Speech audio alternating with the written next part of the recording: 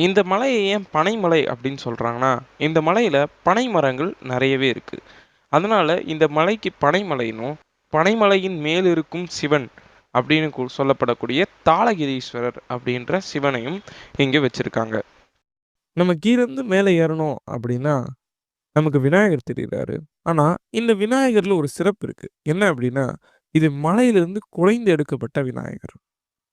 அப்படியே நம்ம சிவபெருமான பார்க்கறதுக்கு மலை ஏற ஆரம்பிச்சோம்னா, படிகள் ஒண்ணும் ரொம்ப கடினமானதா இல்ல.